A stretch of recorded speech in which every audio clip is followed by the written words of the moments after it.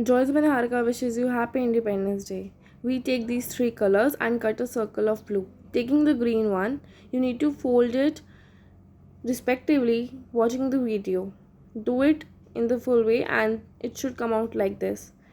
Do the same with the other two as well, and we will need to fold it like this as to make the final product.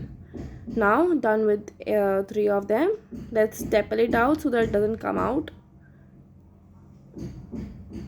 Staple as it is shown in the video.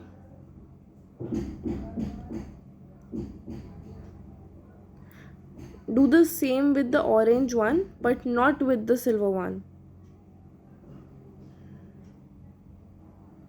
Silver has to be done only in the middle, only one stapler, not more than that. Done. Now we will assemble them in a flag manner, which is like this.